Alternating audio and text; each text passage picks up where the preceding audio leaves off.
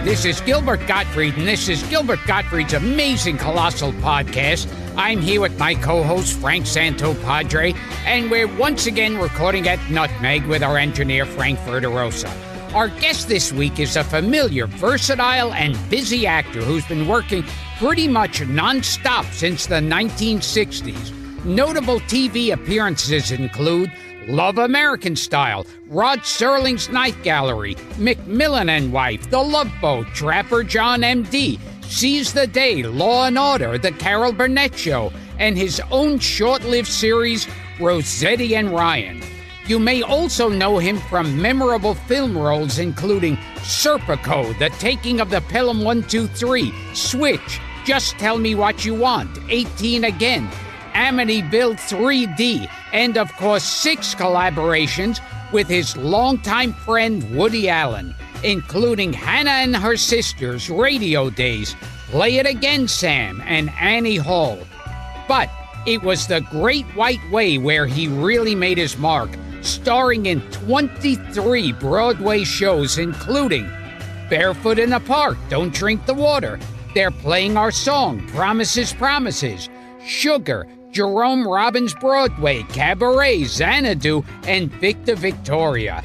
In a long and successful career, he's worked with Edward G. Robinson, Jose Ferrer, Milton Berle, Walter Matthau, Catherine Deneuve, George Burns, Julie Andrews, Al Pacino, and yes, even Paul Lynde, Abe Vigoda, and Topo Gigio.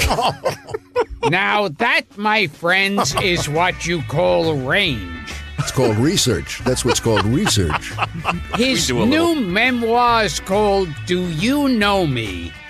Please welcome to the show one of our favorite actors and a man who once passed out in Lee Strasberg's bathroom. The multi-talented Tony Roberts. Thank you very much. Thank you very much, Gilbert. You know, I think the last time we spoke, or first time, it was when I was hosting USA Up All Night. And I think you came on as a guest. I'm ashamed to say, Gilbert, the last time I thought we were together was in a pool hall on 8th Avenue. Do you remember that? I don't know what it was. It was some kind of a promotional thing that we did. Could have been, yes. Gilbert was in a pool hall. Yes. Yeah, I'm like Paul Newman. You're just like Fast Eddie Felsen. That's it. But I don't remember the other one. But that I do remember. I'm trying to block it out of my head. Was Tony doing a horror film at the time? He made a film called Popcorn, which may have been, which would have fit into Up All Night. That would have made sense. I don't know, but we made that in Jamaica. Yeah. Not Jamaica, Queens, Jamaica, the Caribbean, which was a strange place to make a movie because they have no movie industry there. But you can hire a lot of people for no money. Oh, yeah. So the Canadians who I think were involved in that brought a lot of English cameramen and so on and so forth to Jamaica, and they hung me from the ceiling for about 5 hours a day in a harness. As I was supposed to have been stabbed by a giant mosquito.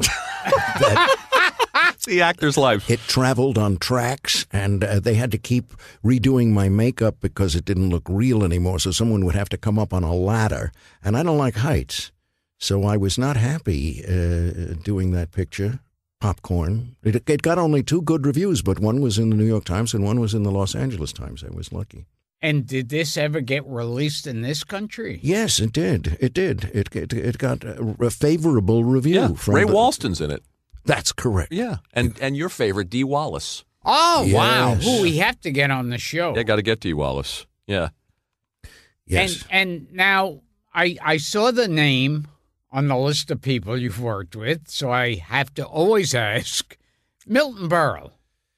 Milton Berle happened to have dated my mother when they were in high school. Love that. So Milton was like an uncle in a sense, in that he was frequently in our apartment, and he was usually very funny and on and full of energy. And he was always very good to me when I was 11, 12, 13, I remember. And then when I was 22, and he was doing Take Her, She's Mine in Las Vegas. I was submitted for it by my agency, and I got the part. And so Milton and I were on stage together in Vegas for about a 5-week run. Kind of surreal. A guy you grew up with, he was in the house, and now he's your co-star. Correct. But he was a great tutor, and he was a taskmaster. I learned very quickly from working with him, because if you didn't say the setup line the way he wanted to hear it, he would say to you on stage in front of the crowd, "What?" And you'd go, you wanted to faint, and you'd think, "What?" He said to me, "What?" My next line doesn't fit with that at all. I guess he wants me to say that line again. So I would say it again. And then he would go on with his line. And he'd come over to me and he'd say, when I get a laugh, it's not my laugh, it's our laugh. And he said, I can't get it unless you've set the thing up right. He said, I just can't do it. And he said, and I have to see your eyes because that's where my timing comes from. And it was a great lesson as a young actor who, had not yet learned how to do that. I heard he was like a dictator, the way he would do those. He knew everything that was going on on the stage. He knew if a light went out, if a light on a rail someplace that was pointing down had burned out, among maybe 30 or 40 other lights that were hanging up there. He would comment on it at the end of the show to the stage manager. He knew absolutely everything that was going on at every moment. And I used to watch him from the wings, because he would go on after the play was over, and he'd do about a kind of improvisational 10 or 15 minutes thing with the audience, because in Vegas they'd never been to see plays in any of the big rooms before. It was a big experiment he did, because the business was running out of stars who could entertain an audience for an hour and a half by themselves. Those guys were becoming relics. So the theory was we could do an abbreviated version of a Broadway hit in an hour and a half, and people would come in and see that. And that's why we did the play there. But he would still feel he was obliged to give the audience what they wanted from Milton Berle, which was some of the usual shtick, where he would stand in front of them and tell jokes. And I would watch his routine every night, and every night from the wings I would think, he's going to do it different tonight. It's going to be different. He's going to say a different joke. And I was wrong every time. But he was such a good actor that he made me think that he was going to tell it differently. And he never did. It was always exactly the same. And he always got the laughs. He always got it. But he told it as if he'd never told it before. And I always admired that. Now, most importantly... Uh-oh. You know what he's going to ask you, Tone. Did you see Milton Berle's penis? I heard about his penis. And he told me that he once was in the bathroom with Forrest Tucker, who also had a very good reputation for being large in that area. And he turned to, they were standing at urinals. This is finished for me. I'm over after this. Milton said to him, "Tell you what, Forrest, you take out yours, and I'll take out just enough to beat you." Yeah, that's it. There's variations on that story. One of them is that it's Tom Jones and Milton Berle. Oh. Another one is Forrest Tucker. Uh-huh. There's variations on. I heard there was one with Tom Jones where they start to unzip, and Tom Jones looks at Milton Berle as he's unzipping, and he goes, "Okay." I'm out. Yeah. I give. By the way, you broke your record. I think it was 9 minutes or 8 minutes. Yes, the fastest Milton Berle schlong reference it's just like people were angry at me because we interviewed Jamie Farr, who's worked a lot with Danny Thomas. And I didn't mention Danny Thomas. I'm glad. Proclivities. I'm glad. Now, there's a story in the book about Milty, too. And when you were a kid, your dad walking in the room and saying, "We're going to the racetrack with Milty and Mickey Rooney." Well, I was about, I think I was around 10 or 11 years old, and my father came into my room and he said, "Get dressed. We're going to the racetrack with Milton Berle and Mickey Rooney." And I'd never met Mickey Rooney, although I knew who he was, as much as you can know when you're 11 years old. And we went downstairs, and we got in a waiting limousine, and I laughed harder in that car to and from that racetrack than I've ever laughed since. Well, they were shouting at people out the car windows? They were doing improvisatory Shakespeare. They were doing ad-lib iambic pentameter together. They were finishing jokes together. They were hollering at people out the windows. I never heard the words they'd used before in that car. But it was wonderful. It was wonderful. And the thing I remember vividly was that when Milton, again, everything takes place in a bathroom in this show.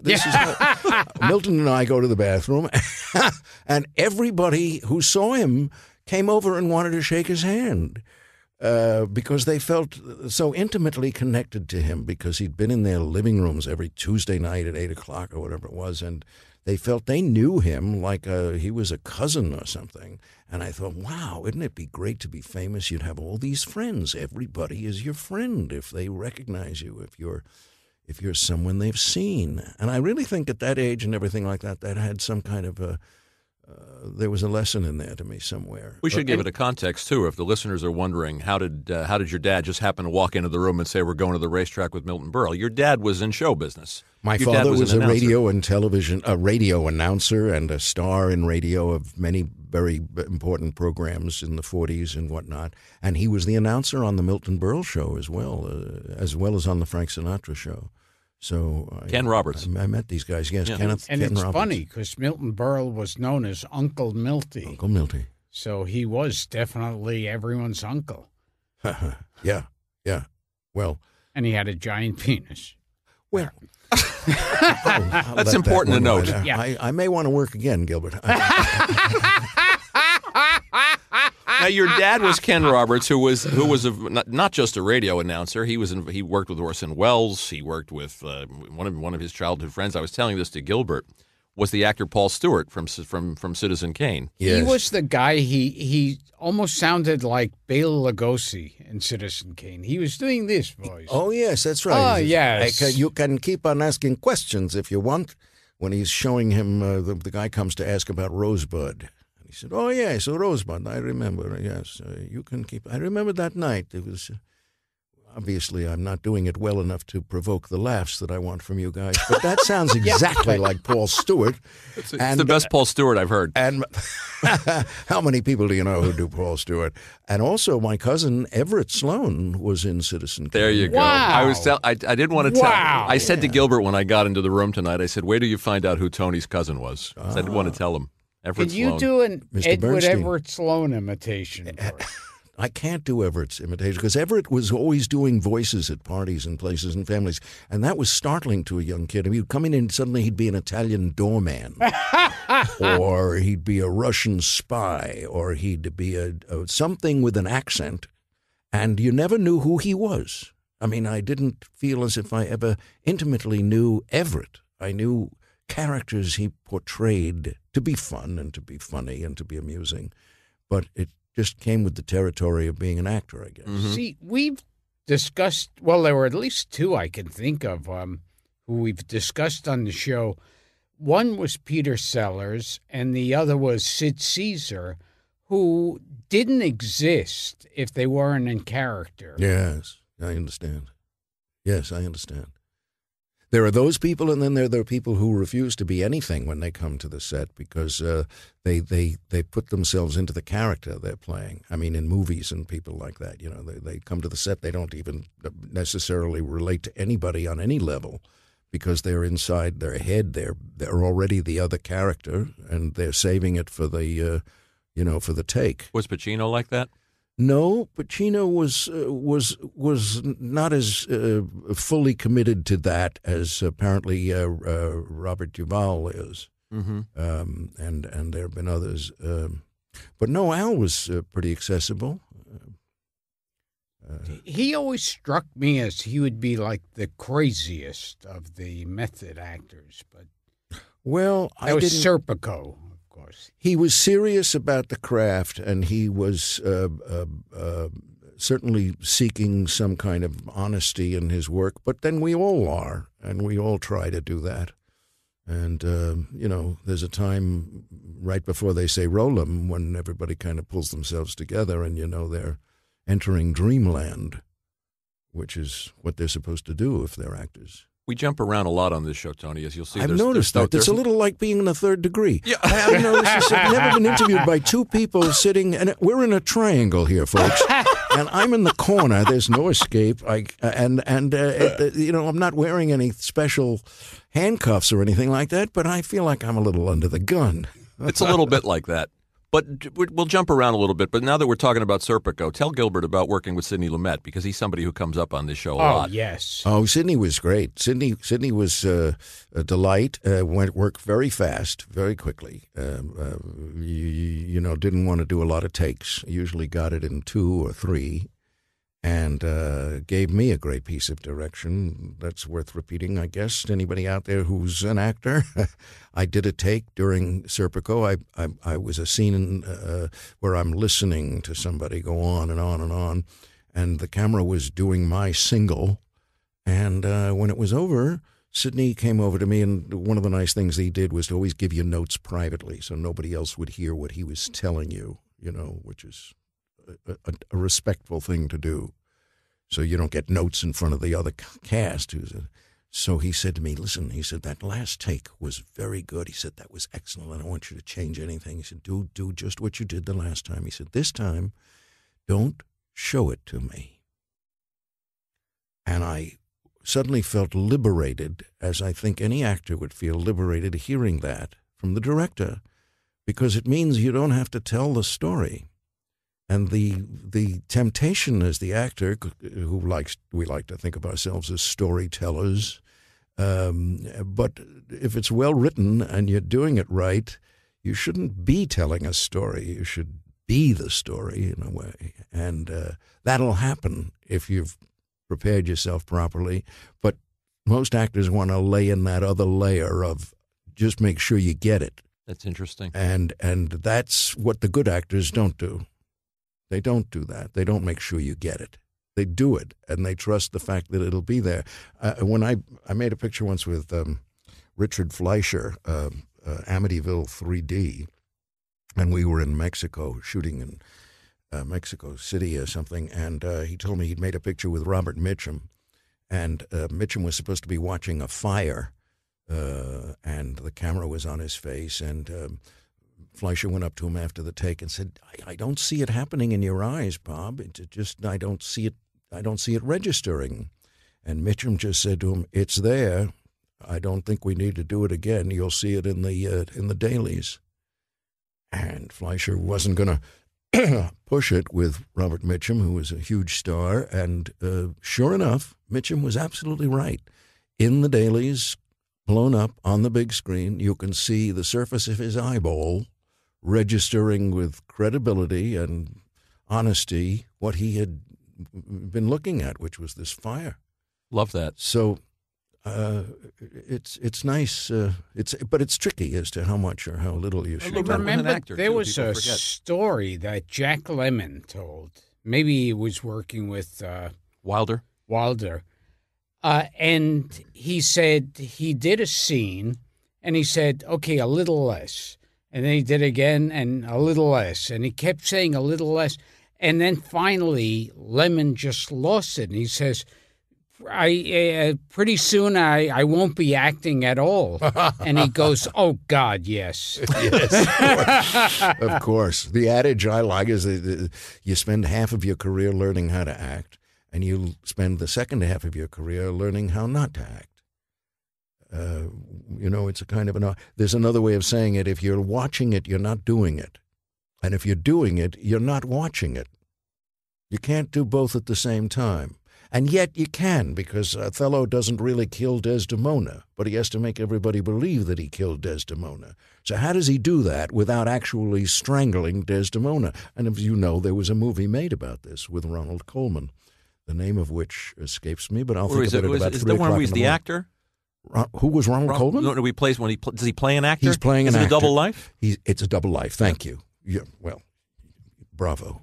And jumping again, you were in an episode of Night Gallery called The Messiah of Mott Street. Correct. With Edward G. Robinson. Yeah. Who also comes up a lot on this show. Oh, yeah. We've talked about him a lot. Yeah. He comes up a lot on my videos at home because I love to watch old movies, and I'll watch anything he's in a million times. But I had a wonderful experience with him. He asked me to come into his trailer and run lines with him. And I thought, holy smoke, I'm going to run lines with him. You were a very young actor Edwin at Shrimp. that I point. was about 31, Oh, you were a little older. 32, Okay. I think. And I played his doctor. And we went into his trailer, and he said, "You have to forgive me." He said, for wanting to do this. He said, "But I'm very nervous. I'm always nervous on the first day." And my jaw dropped, and I said, "Mr. Robinson, you've made 186 movies. How could you still be nervous?" And he said, "I'm always nervous until they see the dailies and they approve me and they know I'm right for the part or I'm in it, because they can get rid of you real quick if they don't like what they see on the first day." This is from Edward G. Robinson, the, royalty of our profession. Anyway, he had a long monologue to do, and about halfway through it, he stopped. And he said, "I apologize to everybody." There are about 60 guys with lights and cameras and all that. He said, "I'm so sorry." He said, "Years ago, this wouldn't have bothered me." He said, "But the man who does the focus, there's a guy who brings a little tape measure from the lens to the face of the actor who's being shot." And he said, "I know you're trying to help me," he says to this guy. He said, "but you're mouthing the words along with me as I'm saying them, and I can see it out of the corner of my eye." And he said, "I'm so sorry, but it just took me off my lines." And then, of course, this poor guy who did the measuring probably hasn't stopped running now. To this day, he's still fleeing Hollywood. But at any rate, Edward G. then did the entire thing letter perfect the second time through. And that was it. And I remember asking him if he liked doing a lot of takes, as some actors do. He said, "Not me." He said, "It's usually the best on the second take, sometimes the third." He said, "But after that," he said, "for me, it's always been downhill," which is funny because, you talk about some directors and they want. William Wyler, for instance, I don't think ever did anything in less than 25 takes. And now that you work in digital instead of film, there's no expense in doing many takes. So everything you do, the simplest setups, are done over and over and over again to please anybody who has an opinion about whether they thought it was good or not, or they like the way your hair was combed or the way your tie fell to the left or the right or whatever. They call it the video village these days, but it's a group of associate producers who sit off the set with screens in front of them, computer screens, and they see exactly what the cameraman sees. And it used to be the cameraman was the only one who really saw anything. Mm-hmm. And the director would check with him after each take, and he'd say, "No, there's a shadow on the back wall. We have to do it again," or the light jiggled or something. Now you've got 4 or 5 people each making a comment, and each of them gets to have their say about another take. And it makes it very difficult for the actors because the actors are trying to find that odd spot where it's spontaneous and they don't really know what's going to happen in the next second or two. And doing it over and over and over makes that more and more difficult. I think Lumet, because he was an actor, had an insight into directing actors. I'm sure it did. Yeah, I'm sure you did 2 films for him. You did just Tell Me What You Want as well with Alan King. That's right. That's correct. Yeah. We started this show about 175 or 200 episodes ago, and one of the first people that came up and continues to get mentions on this show is Sidney Lumet. Really? We've talked at length about The Pawnbroker, and we've talked at length about Dog Day Afternoon, and Long Day's Journey. And Long Day's Journey. Oh, yeah. Wonderful. Yeah, he loves Bye Bye Braverman. Yeah, Bye Bye Braverman is the one I like. It's like... With Jessica. Yeah. Jessica Walter. Right. Who I was in acting class with when I was 11 years old. Love that. Found that in the book. That's that's a great in little gem. Yeah. And they always say with, like, Lumet, the star of his films was always New York. Mm. Well, he was familiar with the streets. He knew the crew. They usually used the same people. It was like family to work on that picture. Or both pictures. Yeah. The interesting thing about Serpico that I found in doing my research and did not know that it started life with Sam Peckinpah, of all people. you know this, that it was briefly developed as a Redford Newman project? No, I didn't know. Yeah. That. Really? Yeah. No. That your character, Bob Blair, is supposedly based on Serpico's partner, David Dirk. And it was going to be a buddy. It was originally developed before Lumet, I guess, got his hands on the project and changed the focus to being just Serpico. Right. And David Dirk got a lesser. Well, there are so many versions about that story. With all due respect, it may not be true. I had been contacted or was put in touch with David Dirk, who was not happy about the fact that I heard that he wasn't David Dirk in the movie. He was this other guy, Bob Blair, for legal reasons. I see. Because they didn't have to pay David Dirk for anything that he might have. That they had to pay Serpico for. As far as I know, Serpico was the subject of the story, and Serpico got famous, and Serpico became a hero as he was. And in real life, Dirk was a hero too, and he didn't feel he was being portrayed that way. And I was giving an interview in front of a group of people at NYU or something like that, and he was there, and he stood up in the middle of this, 800 people or something, and started to criticize the film. And I found myself defending the film and saying to him, I always thought you were a hero, Mr. Dirk, and I still do. Mm-hmm. I said, but I didn't write the film and I didn't produce the film. And I said, I'm just an actor. I came and I learned the lines and I tried to give it as much conviction as I could. But your argument is not with me. And he accepted that. But he still wanted to make a point that it wasn't just the way you see it. It's not a documentary movie. It's not a docudrama even, which they call so many things these days. It was a piece of entertainment. And, they made the best movie, the best story they wanted to make and tell. Where are you supposed to go from here? 9-3 precinct, plain clothes, put your gun away. You? I am scheduled to go on special assignment with the Mayor's Department of Investigations, Detective Squad. That's a gold shield. No 4 years in plain clothes? Who do you know? I make it my business to know people who can help. Unfair. Unfair. Life is unfair, man. I mean, look, you've got a feel for the streets, and I've got a feel for the politics, I guess. Oh, yeah? I mean, you and me in one Batmobile, we could clean up the whole city in no time. I wonder if we can get candy out of this machine, though. And you think the thing about it starting out as a Redford Newman vehicle may not be true? I never heard that. Yeah, interesting. I'm going to do some extra research on that because okay. now I'm curious. All right. The Paul Stewart thing is the one that still gets me. What's that? From Citizen Kane. Well, he was a childhood friend of Tony's dad.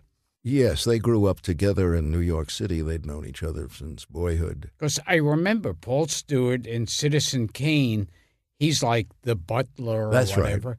And it's obvious he's like full of shit. He wants to get the money that the reporter could pay him, and he wants the credit. And afterwards, the reporter says, I didn't get anything out of this. Well, Right. I can tell you some more. Yes, well, sure. Oh, yeah, that's very much who he was. Yeah, in that role, in that character. And he was you were- also in Bad and the Beautiful. He was yes, excellent he is. in that. Minnelli picture. That's right. Yeah. That's right. Yeah. And he was in a window, and he had the lead in a picture called The Window. If you remember, The Window. I don't know that one. Was with Arthur Kennedy and Ruth Roman about a boy who sees a murder through a window from a fire escape. And Paul is the murderer and sets out to have to get rid of this kid. So was he one of your influences? I mean, your dad was in show business. Your mom had dabbled in show business. Your mom worked for the animator Max Fleischer. Yes, my mother never aspired to be an actress at all, but she was a Girl Friday for Max Fleischer, who had studios not far from where we now sit. And we should say Fleischer was Popeye. And That's right. Betty Boop. Yeah. What does your mom do for Max Fleischer? What did my mom do for Max Fleischer? Didn't she dangle? She did. She was a stenographer. She was a secretary. She was. Oh, I know what you're referring to. Yes, she also held the baton that held the ball that bounced on top of the words in the "Follow the Bouncing Ball" movement. Isn't that cool, Gil? So she wore a black glove that I love went all the way and held this thing. Maybe that's where I got my musical talent. I don't know, whatever I have. But that was one of her tasks. And years later, you wind up working for Fleischer's son, Richard Fleischer. Which had nothing to do with it. Complete coincidence. Yeah, and fun. I remember the original Fleischer cartoons. I always liked because there was something nightmarish about them. They were very haunting. Well, they were black and white, of course. Yeah. And maybe that gave it a quality of harshness, perhaps, or something, or realism. I don't know. And you worked with Walter Matthau. Well, not really. No. I have to qualify that. Walter Matthau. We have to go back and edit the intro now. That was a tremendous. No, you don't. I'll explain it now. If anybody's still there. Did you do a pilot with him? I did a pilot based on the film Guide for the Married Man. And Walter had been in that movie. Yes. With Bobby Morse. Yeah. Who you did work with. Who I did work with on Broadway. But Walter, as a favor to the producer, did a bit in the pilot that we made out of Guide for the Married Man. And he played a small little scene or something like that. And we happened to cross paths as I was getting made up to do a scene the same day. And he came over to say something very nice to me. And he said, well, Tony, he said, I wish you go. Let me see if I can do my Walter Matthau. Felix, I'm asking you nicely. Don't clean up. But It's pretty good. not in other words. Those are the very words. But Walter said to me, Tony said, I hope it sells if you want, or I hope it doesn't sell. He said, sometimes it's better if it doesn't sell, which was completely perplexing to me at age 27 or whatever I was when I made this thing, because I thought, how can it be good if it doesn't sell? That's the whole point, is that we're here to make it sell. And in time, I came to appreciate the fact that it didn't sell. And it was one of about 4 pilots I made that didn't sell. And I made 4 pilots that did sell, that were on the air for half a season or something like that. But well, we remember Rossetti and Ryan, certainly. Well, I think that was on longer than any of the others. And that was a big heralded show for NBC, and that was supposed to be a big deal. And but, sometimes it's better that those things don't hang around. Didn't Sam Wanamaker give you similar advice? Sam Wanamaker, on the opening night of my first Broadway play, I was 21 years old, and the reviews came into Sardi's, and they were terrible. And I was sitting with Sam, who was also a friend of my dad's, at a table, and Sam said to me, this is the best thing that could happen to you, kid. And I said, why is that? And he said, because if you get into a hit right away, he said, you'll get stuck. He said, you'll stop learning, and you'll get used to the money, and you'll hang around for a couple of years, and you won't grow. He said, the best thing it could do is to be in about 3 or 4 flops in a row. He said, you'll meet a lot of different actors, you'll learn something from all of them, and you'll get your stage feet, and you'll get your confidence, and then you can be in a hit and start spending a little money or something. He said, but this is the way you should start. And it turned out that he was right. But at the time, it felt pretty bad. Of course, you're looking for a hit. You're looking for something to You're sustain looking for you. employment. Sure. We close in 2 weeks, and you say goodbye to everybody. Yeah, and tell Gilbert about you. You also shared the stage with Sal Mineo and Kevin McCarthy, another actor we've talked about on Well, the show. that was the play that got the one that bad, closed. got the bad reviews. Yeah, with Sal Mineo and Ralph Meeker and Kevin McCarthy. How about these names, Gil? Oh, my yeah, God. in one play, yeah. And Dory Shary, of course, who had been the head of MGM, and he directed it. And he was a lovely man. But we had other people in that cast, too, who went on. David Doyle was in it, sure, from Charlie's Angels. That's right. Oh, David Doyle. Yes. He was did a in lot it. of work. Yeah. It was, and Gretchen Walther, who became a who was a good actress to begin with. We were in Northwestern together. Just Anyway. a little backstory, too, just about how you became an actor. I mean, your dad was in show business. Your dad wanted you. Your dad was an announcer. His dad was an announcer on You Are There. Oh, geez. And also The Shadow. Yes. And all of these wonderful radio shows, these classic radio shows. But he wanted something different for you. Yeah, he wanted me to be a solvent. He wanted me to be a doctor or a lawyer or something sensible like anybody would want their kid to be, not an actor. Yeah. I mean that was the craziest thing to do. It's touching, too, in the book when you go to work with him and you meet the other radio actors. And they're also giving you similar advice. Yes. You don't want to struggle your whole life. And you. Well, to put it more accurately, if I may. Sure. I was going to the radio studios with my dad when I was 6 and 7 and 8 years old. And I, at that age, had no idea of what it meant to be an actor or to make a living or anything like that. What I was exposed to were grown-ups, adults, in ties and jackets, standing in front of microphones, this piece of metal in the middle of a small room, transforming themselves into gangsters, politicians, good guys, bad guys, cowboys, Indians. Their voices and their demeanor, their faces changed with such intense conviction that it was better than playing with my playmates. We were all pretending, but here were these grown-ups pretending, and they were getting paid to do it. So that was a seduction I was available for. It wasn't till I was a teenager and I spoke to a lot of actors and things like that who all said, "Don't do this, don't do it, do something else." And my father told me the same thing.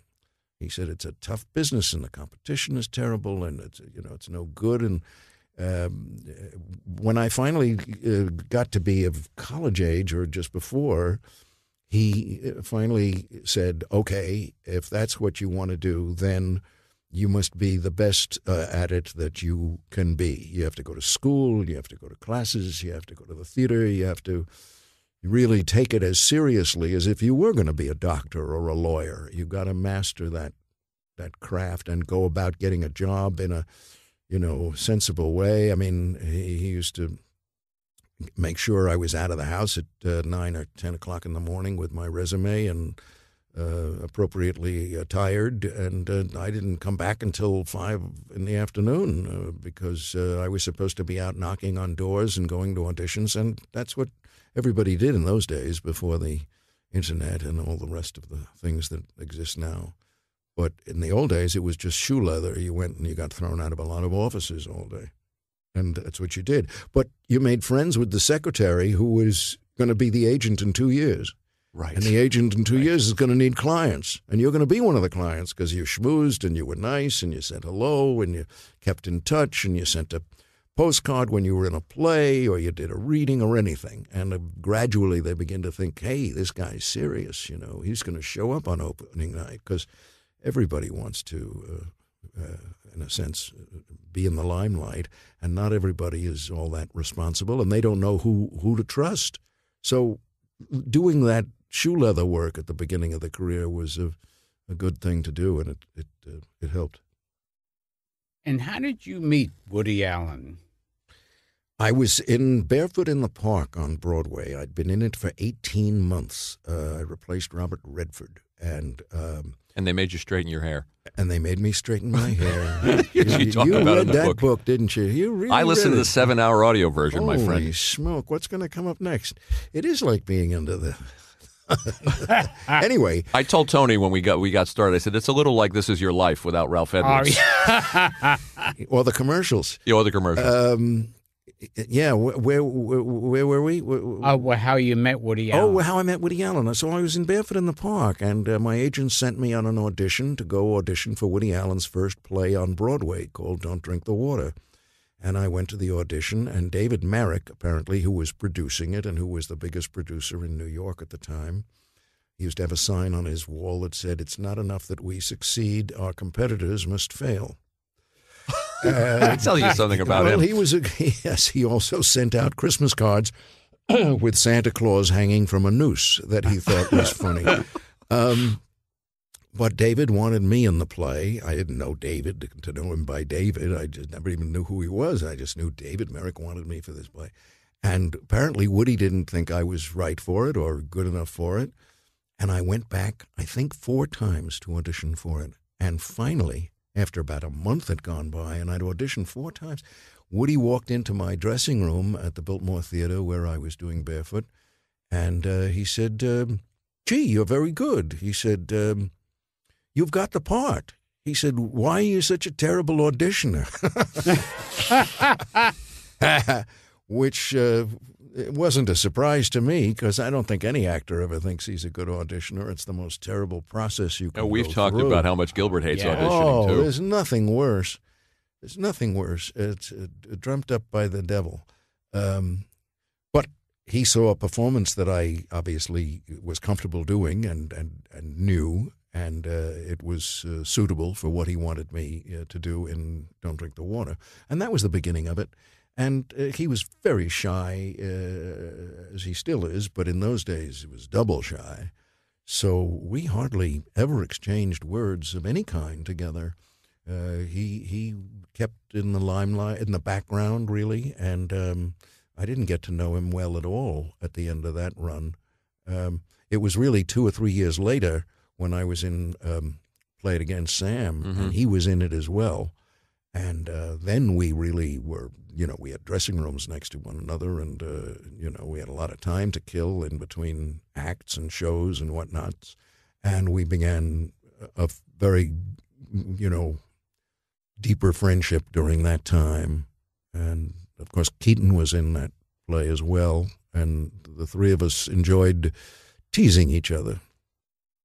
And apparently that has resonated somewhere. I remember seeing Play It Again, Sam, with my father on Broadway when they would still give these like half-price tickets or something. I was Tony out in of it? it by that time. Yeah. No, you were in it. And I remember Jerry Lacey. Yes. From Jerry Dark Lacey, Shadows. That's sure. right. He's still around, by Jerry the way. Lacey did the best Bogart. He was Bogart Yeah. in that play, and he looked a little like Bogart. And he was good. He was good. I miss him. There's a couple of stories in the book. The story where Woody comes to the beach house, and you compare him going into the water like Norman Maine in A Star Is Born. Yeah. Everybody on the beach did. I think it practically closed Ocean Beach when he went in the water. It was a sight to behold. I don't know why he wanted to wear a white skull cap. But he did. He didn't have enough.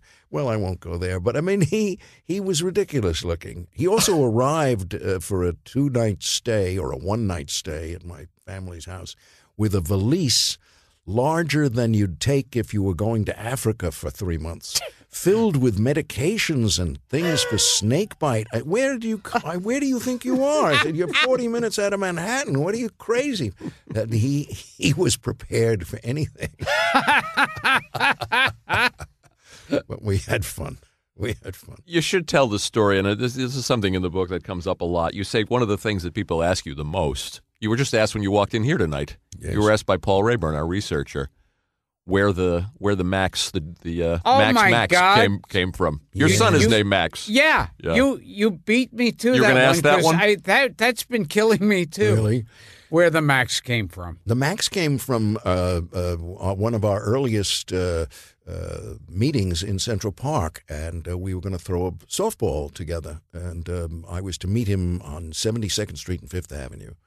And I was about 5 minutes late or something, and I saw him from about a block away, and I yelled, "Woody, Woody." And when I got up to him, he said to me very seriously, he said, "Listen, you mustn't ever call me Woody in public." And I said, "Really? Why? Why not?" He said, "Because people will know it's me, and they'll look at me, and it'll be embarrassing." I said, "Oh." I said, "Maybe they'll look at you because you're wearing an Army field jacket and practically a helmet on Madison Avenue in one of the ritziest neighborhoods in the city." I said, "Do you ever think maybe that's why they're looking at you?" He said, "I don't care about that." He said, "Just don't call me Woody in public." I said, all right. I said, "I'll call you something else." I said, "I'll call you Max." He said, "Fine." So I called him Max for about the next 3 or 4 months. I called him Max. And then one day my phone rang. And I picked up my phone at home, and it was his voice, and he said, "Hello, Max." And I had a strange moment of thinking, I'm supposed to call him Max. I call him Max. He does not supposed to call me Max. But rather than stop and analyze it, I just accepted it, and I said something back like, "Yes, Max." And who knew that he would ever write that into the script of Annie Hall? But when I got the script, there it was. I was Max, he was Max. There was this Max thing going back and forth. And I think it was so brilliant of him because it makes it true. It makes the friendship true, because everybody who's got a close friend has a nickname for him, and they have one for him.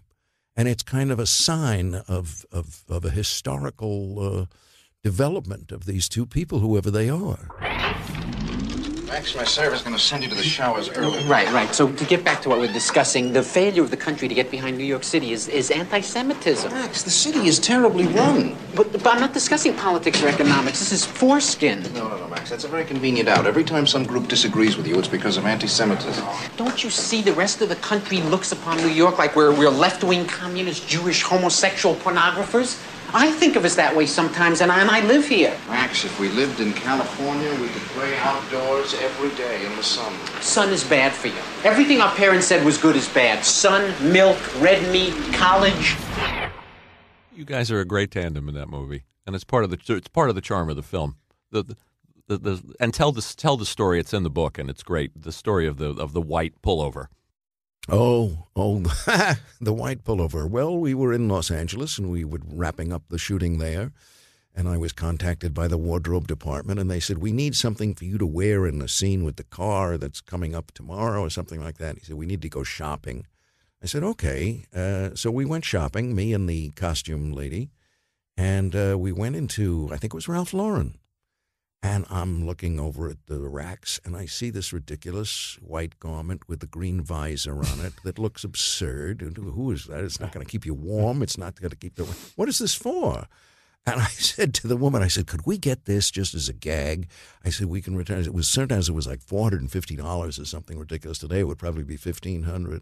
She said, "Okay, we can get it as a joke, but we're going to return it after the joke is over." I said, "Okay," and she picks out some other things. So we come to the scene the next day, and I very carefully hide that white garment from him so that it'll be a shock. And I know it's going to waste a take, but I figure it's worth it. I can play this gag on him. And we get into the scene and start walking down the hill, and we get into the car. And as we get to the end line, I flip the visor down, this green thing over me. And he looks over, and I thought that would be the end of it. You know, he'd laugh, and we'd cut, and then we'd throw that away, and we'd go back and do it for real. But he said, without missing a beat, he turned to me, and he said, "Are we driving through plutonium, Max?" And I knew the camera was still rolling, and I don't know where it came from, but thank God it came from someplace. I said, "It keeps out the beta rays. You don't get old." Wonderful. That's it. And then everybody fell out. And he liked it, and he said, "Okay, we got to do one more for protection," because they always have to do one for protection in case the camera screwed up something. And I said, "Do you want me to do the same thing?" He said, "I want you to do exactly the same thing." And this time he said, when I pulled the visor down, "Are we driving through a field of bees?" And I don't even remember which one is still in. It's plutonium. Is it plutonium? Yeah. Well, anyway, he had another line just in case that line didn't work.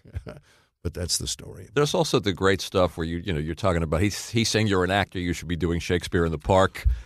It's just the banter is great. Well, he said to me after the film was over, he said, "People like our schmoozing." He said, "I'm finding there's a couple of screenings and things that they like our interaction, our schmoozing."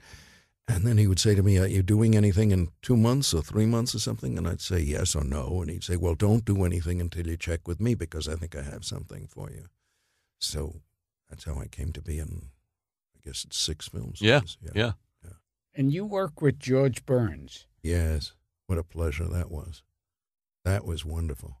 He only worked 2 hours a day, but usually with a martini in his hand and a cigar in the other hand. And he was as sweet and kind and gentle. We were standing together once, and the director said after a take, he said, "George, I'm sorry, but we have to do it again. The camera had a problem." And the director walked away, and George turned to me, and under his breath he said, I'm 92, and the camera has a problem.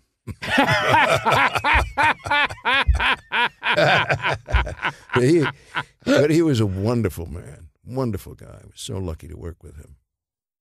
Yeah. When you made Radio Days and when you saw the finished product, and your part is small, but it must have resonated with you, being given your background. Well, to tell you the truth, when I saw Radio Days, I regretted the way they combed my hair, to be honest with you. I mean, things an actor thinks about. That's right. Yeah. Right. I said, oh, no, I never wanted my hair to look like that. But, you don't have all that much to say about it under certain circumstances. Yeah.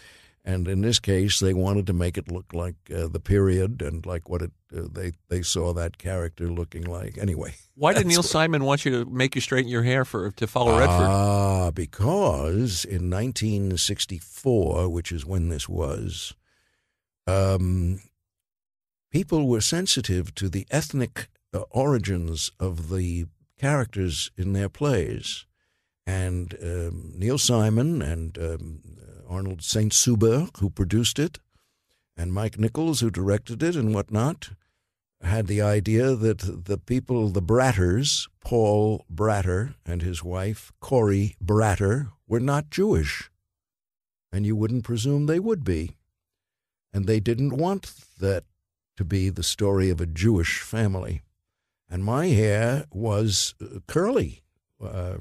My nickname in high school was Brillo Pad. And so I looked Jewish compared to Robert Redford. And they said, we'd like you to straighten your hair. And I wasn't able to argue and didn't think I really should. So I went and had my hair straightened. I used to have it done just about once a month. And it was very painful. I had it done on 47th Street and Broadway. I was the only white person in the entire salon. And they put this white, thick cream in my hair and let it sit there until I begged for mercy. And then they would wash it out, and your hair was as straight as a broom. And that's the way it stayed until the new hair grew in. Actually, I'm very lucky that new hair did grow in, because there are stories about people having done this over a period of time and damaged their hair permanently. And it was, so go ahead, he was all afraid of that they think you were Jewish. It was because they didn't want the play to reflect a Jewish sensibility.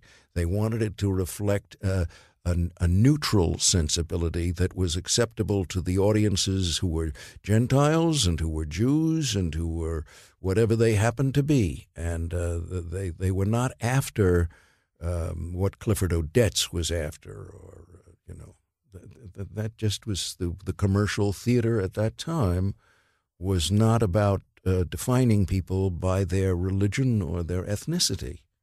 That's all. That's simple. Interesting.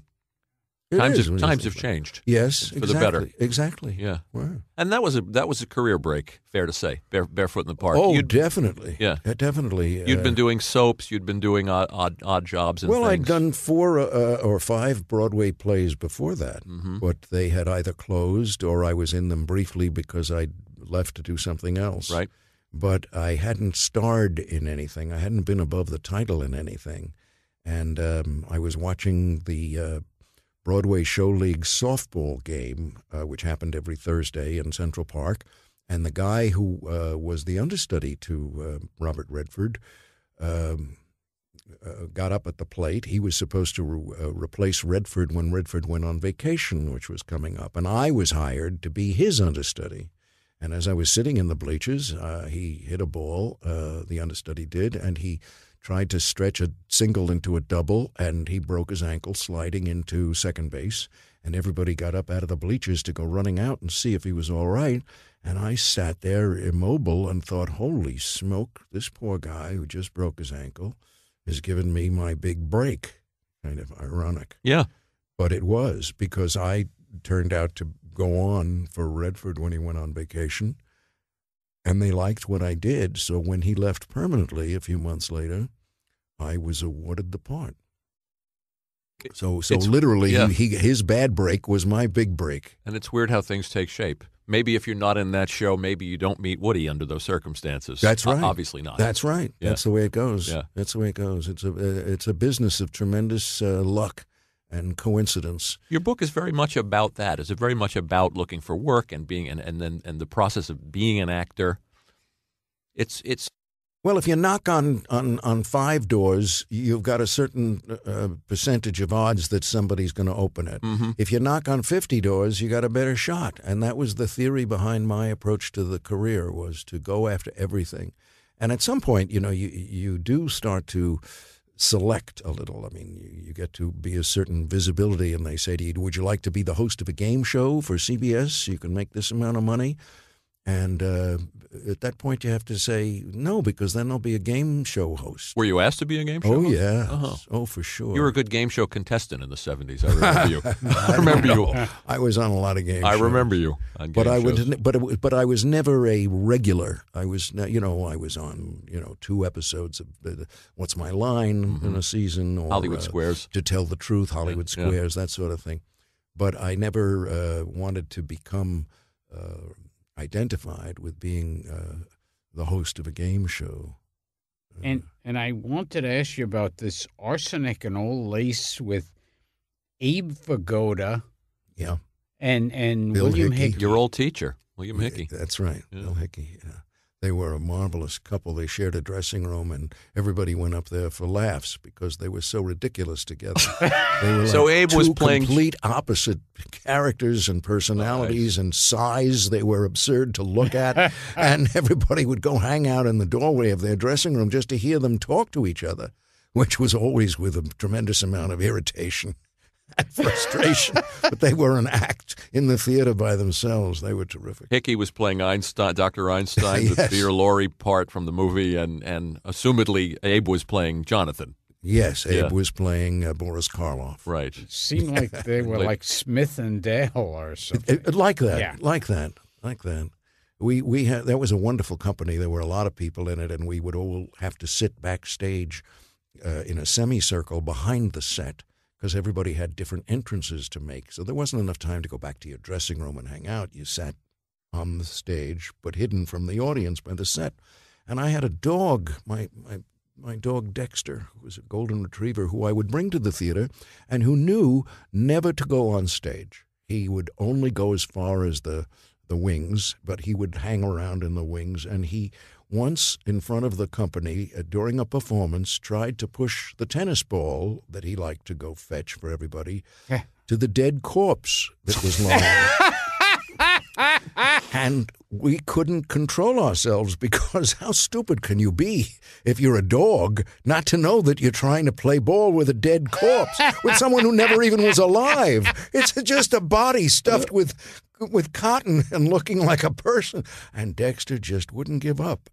It was the funniest thing he ever went through. Did Hickey play Einstein the whole run? Because I think Larry Storch was in that production at one point. Gee, let me think. I think, about that. if I'm not mistaken. I wouldn't dispute you, I think but he I did. don't. Maybe you're not. You could be right. Yeah. I'm so sorry. I That's can't okay. remember. That's okay. Well, But since you're telling I funny, remember one in the TV production. He was in Jack Guilford played was Einstein. really. I know Storch did it with Abe Vigoda. I Yeah. don't know if it was on stage or if it was in some other production. And was Abe Vigoda in the TV one?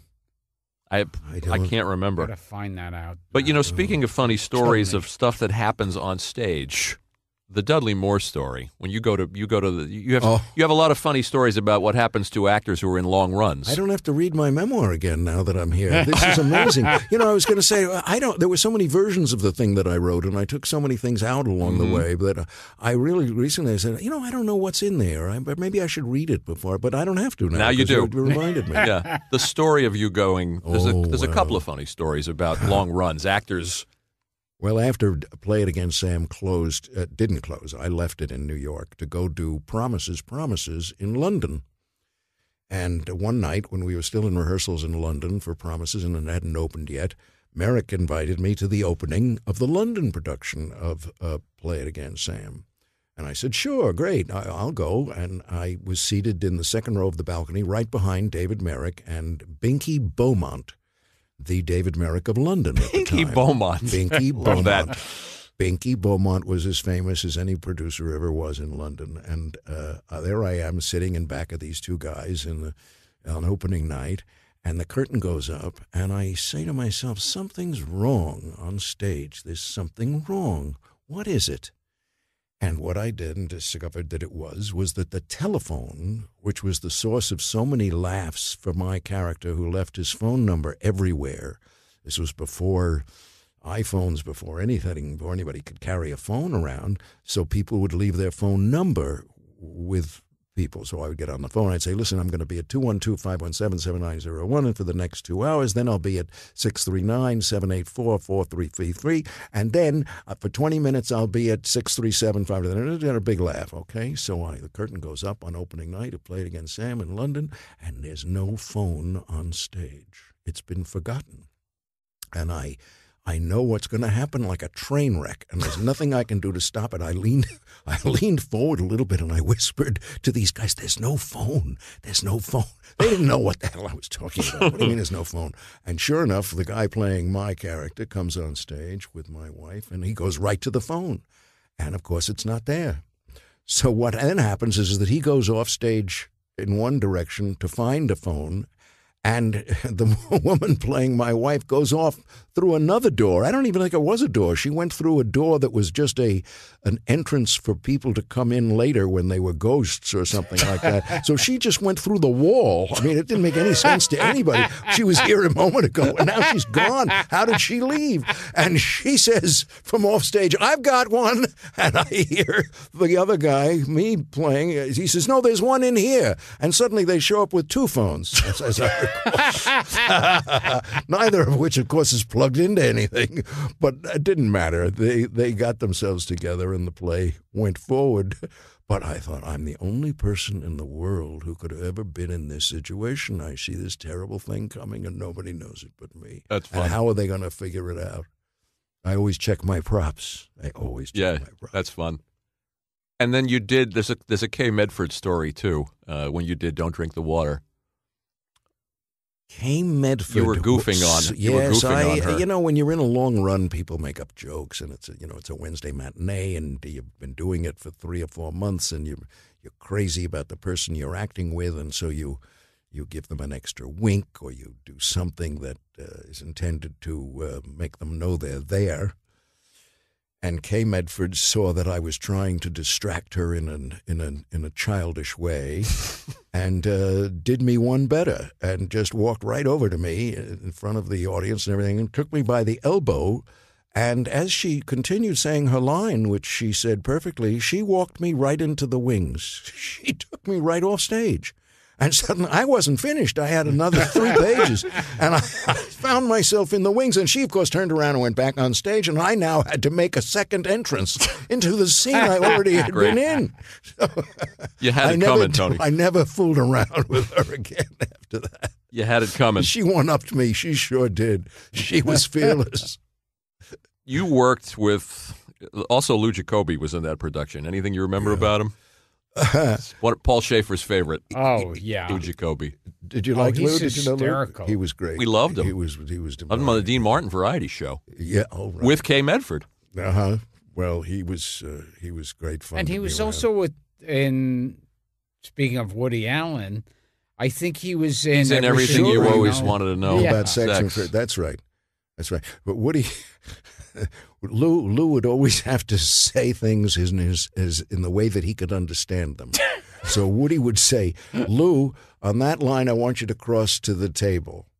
And just cross to the table on that line. And instead of just doing it, Lou would always say, oh, I got it. So in other words, Woody, you want me to cross to the table. And the rest of us would stand around and say, well, of course, that's what he said. And that was every time he got a direction, he would take a long pause, and then he would in other words, you want me to pick up the glass at the end of the line? Yes, that's what he said.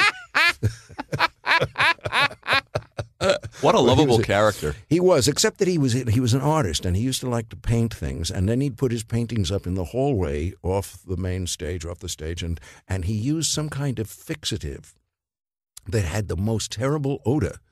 And it made everybody a little nauseous. And we all were complaining about it. We said, we can't breathe on stage because of this fixative that's attached to these pictures that are on the walls. And it made nobody cough more than Lou.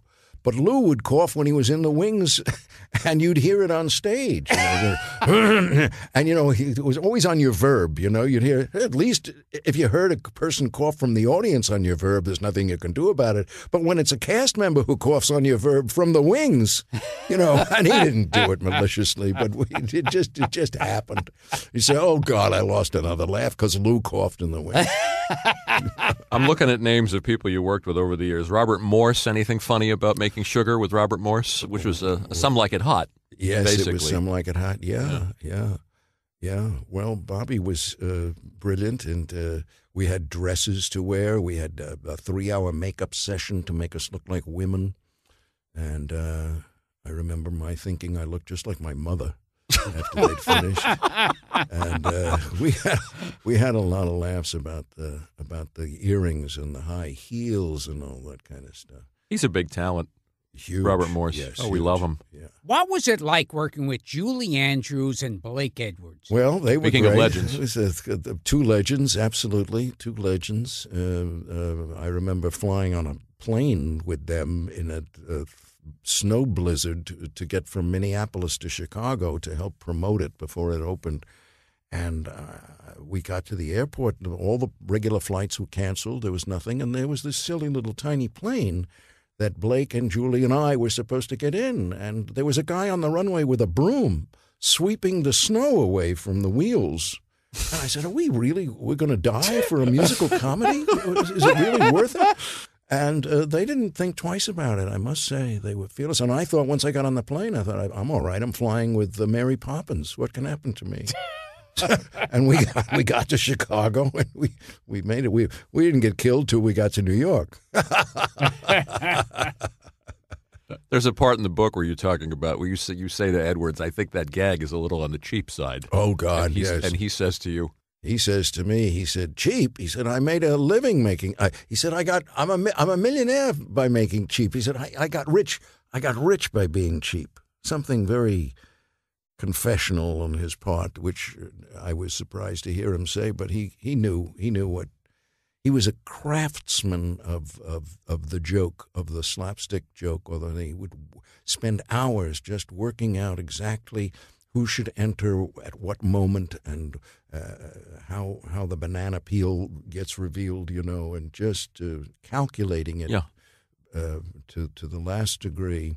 You look at those Panther films now in The Great Race and some of those things, and we've talked about this on the show, and how meticulously know that you know what you're watching. You know that these things were storyboarded and rehearsed, absolutely, and mapped out to the nth degree. That's right, because he was obviously a lover of silent comedy. Yes, completely. But that you don't see that anymore. It's almost like a bygone form of a film comedy. Yes, absolutely right. Absolutely right. Sometimes painstaking to go through because he was so precise about it. And but he'd never really directed in the theater. Right. And when the first day of rehearsal, there were like the cast of about 50 people sitting in a big room someplace to rehearse. And he came into the room, a large rehearsal room, and he said, well, where's the set? And they said, well, we don't have the set yet, Mr. Edwards. The set is being built in Boston or Chicago, wherever it was we were working. Minneapolis maybe was the first place we opened. He said, you mean I have 4 weeks of rehearsal without a set? And, of course, that's standard operating procedure in the theater. You don't see the set until after you've rehearsed for 4 weeks usually, and then you go out of town, you find the set, or you move to the theater and you see the set and you start working in the set. And he, on a film set in Hollywood, if he didn't like the set, it would take 2 hours. They'd build another set. They had something in the warehouse down the street that they could put in a minute, and he could redirect. So he said, well, I don't know what to do without any set, he said. And he sent everybody home, which was, unheard of, because it's like an hourglass when you start rehearsals. Mm-hmm. Every hour is wasted that you're not doing something that gets you closer to opening night. So this was very unorthodox of him. But suddenly everybody went home at 10 o'clock in the morning because there was no set. And then they obviously made it clear to him that he was going to have to do this with the usual tape marks on the floor, which had been laid out very extensively, where the doors were, where the staircase would begin, where the window, the markings, so everybody has something to relate to, because you haven't got the real things there. But Now, you worked with both Richard Kiley and Jose Ferrer, both terrific actors. Do you have any memories you could share? oh gosh, of course, I don't know which ones to pull out first. Jose was fun because Jose, who was a big star and who did everything and who had played every role under the sun in the movies, on the stage, and everything like that, would go around to the lunch tables when we were shooting Midsummer Night's Sex Comedy. Mm-hmm. And when everybody had finished eating lunch, he would come over with a huge tray. I mean, a big, like a coffin almost. And he would scrape all the food that nobody had eaten into this tray and put it in the back of his car and take it home and freeze it for the winter. And I said, what are you doing, Jose? He said, you don't know what it's like to be out of work. Jose Ferrer is taking the lunch food home to freeze to get through the winter. But everybody has their eccentricities. That sounds strangely familiar. Oh, yes. Why are you looking in his direction? Is that what you do, Gilbert? Yeah. I was going to say there are that- some people, that's even after years of definitely me. success. But you're making millions of dollars on this blog. Of course he is. Oh, yes. I want to speak to you about Yeah, this. the big money is in podcasts. Yeah. That's what I came here to find out. There's stories in the book, too, about you working. I mean, showbiz legends, George Abbott, Harold Prince, Gower Champion, Merrick, you talked about, and Jerome Robbins, who sounds like quite a character. Oh, boy. Well, there are endless stories about Jerome Robbins. Jerome Robbins was talking to the cast of Jerome Robbins Broadway, apparently, at some point, which was about 60 dancers. This is before I got there. And they watched him yelling at them and backing up. And no one said, Jerry, you're 2 feet from the lip of the stage. You're going to be in the orchestra pit in a minute. And he was. And he landed in the orchestra pit. He fell into a drum or something like that. And he was still hollering at them from the pit after he'd fallen. He was still. He said to me once, he said, I notice you're standing stage center. He said, don't stand stage center. He said, that's a terrible place to be. He said, "There's no conflict. There's no. It's better if you stand 2 feet to the left or further away. There's some tension. There's some energy going back." He said, "But stage center is the worst place you could possibly be." He said, "Who told you to stand stage center?" And I said, "You did yesterday," which he had. And he liked me, so he didn't take offense. And he said, "Oh, well, it's a bad idea. Don't do it. Stand over there." But he was very kind to me. But he was very a different man when he was in the theater than what he was walking around on the streets or at an affair or a party, when he was as marvelous as your favorite uncle could be. Gentle and kind and concerned. You meet him in the street. He was but once inside that theater, he was rough. He had no patience for anybody who wasn't doing something that was in his head that they should be doing. From the piano players to the conductors to the dancers to the stage managers. He brought more people to tears than Sam Levine, who brought many people to tears in my early days when I was in a play with him. Do you still remember the speech from the Olivier speech? The Olivier speech? From Henry V? Oh. Can you still do it? Am I putting you on the spot? Just give me the first word. And I don't have it written here. Oh, well, I said 87. No, that's not it. This day is called the Feast of Crispin. He that lives this day and sees old age will yearly on the vigil feast his friends and say, "Tomorrow is St. Crispin." Then will he strip his sleeve and show his scars and say, "These wounds I had on Crispin's day." Old men forget, yet all shall be forgot, but he'll remember with advantages what feats he did that day. Then shall our names familiar in his mouth as household words, Harry the King, Wolford and Orxeter, be in their flesh, in their cups freshly remembered, and this day shall not go by from this day to the ending of the world, but we in it shall be remembered. We few, we happy few, we band of brothers, for he today who sheds his blood with me shall be my brother, be he ne'er so something. And something that fought with us upon St. Crispin's Day. Yes. Fantastic. Thank you. Wow. How old were you when you memorized that? Probably about 8. Yeah. That's amazing. About 8. Well, they took me to see the movie. That's amazing. And I hated the movie. I was so bored. I was walking around the aisles. I couldn't understand anything. And then they broadcast the soundtrack of the movie on the radio. And on the radio, you could hear not only this great film score by one of those whose name I can't remember again, but we'll say Miklos Rosa. It wasn't Miklos Rosa because I know every note Miklos Rosa ever wrote. Ernest Gold. No, it was one of the English guys. Okay. Sir something Beerbaum, some William Walton. That's who it was. Cool. It was William Walton. See, fellas, given a moment, I bad. can remember anything. And but what you could hear on the radio were the sounds of the arrows going through the air during the battle scenes.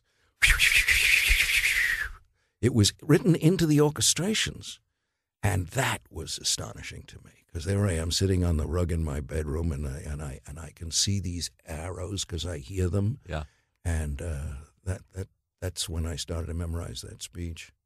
He said, well, you're a New York kid, which we didn't even point out at the top. You fell in love with movies. You used to pretend to be shot at the top of the staircase at the 86th Street Theater. Yes. And he's a $1 Million movie fan. Oh, my God. Something else that we've talked about to death on yes, this $1 show. Million movie got you to a deeper appreciation of all the movies because you could see them.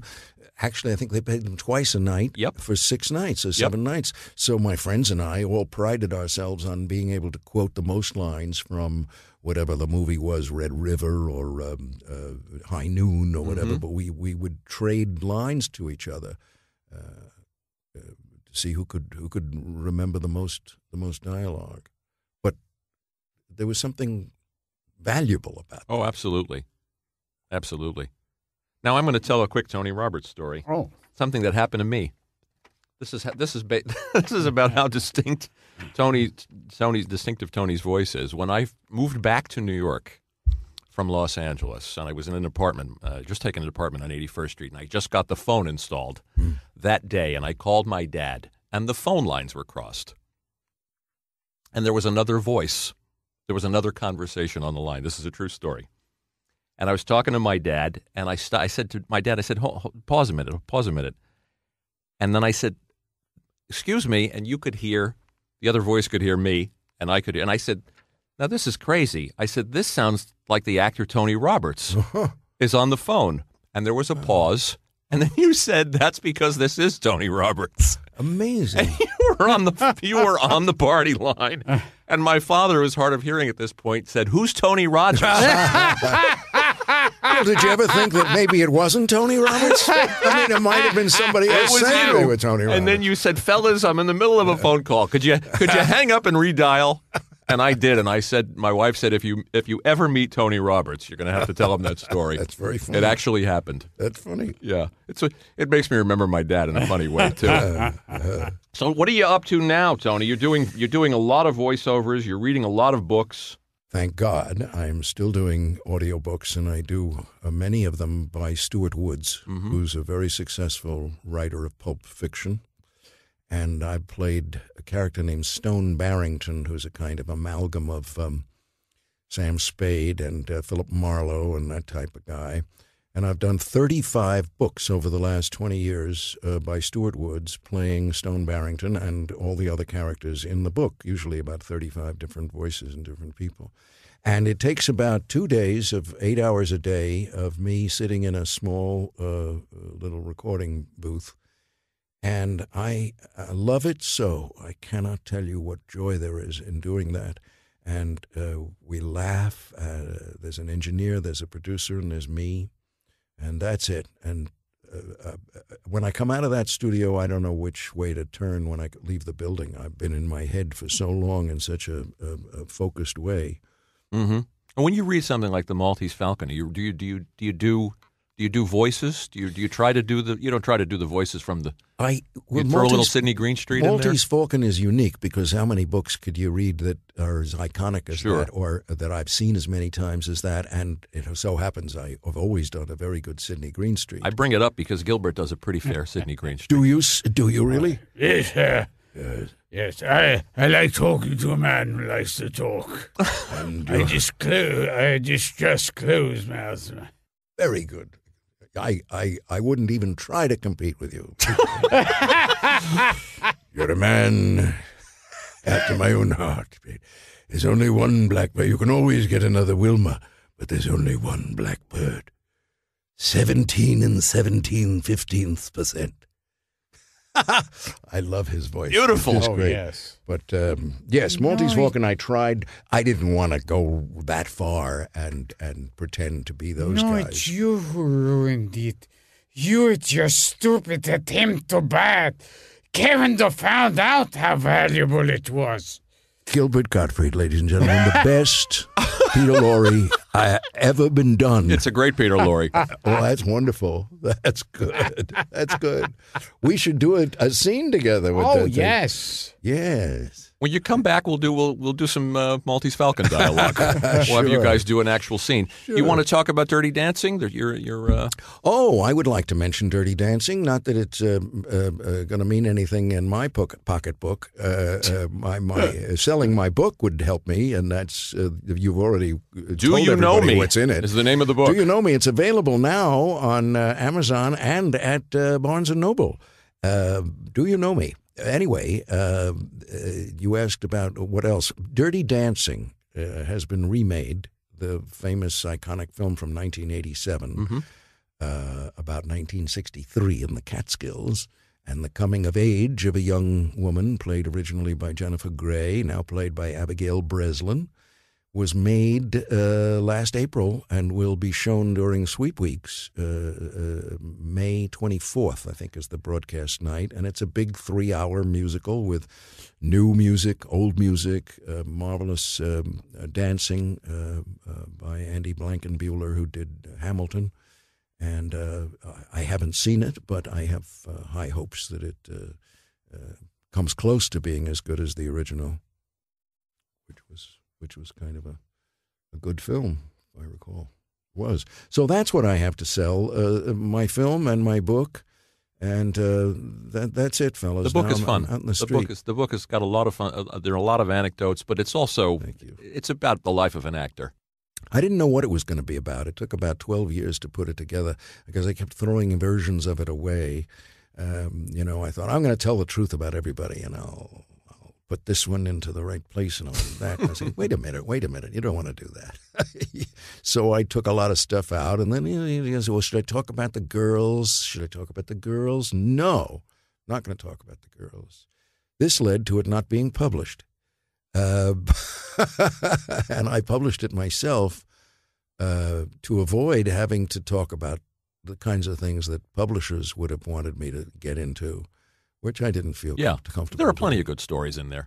Thank you. I appreciate it. Alvina would be proud. Oh, and we should thank Richard Kind, too, who introduced us to Tony. Oh, yes. And made this happen. Yes, Richard called to tell me I had to do this blog, and I said, of course I'm going to do this blog, Richard. I said, well, you think I wouldn't do a blog with of course I'll do And a blog. another thing Richard Kine is known for is when it comes to being a schnorrer,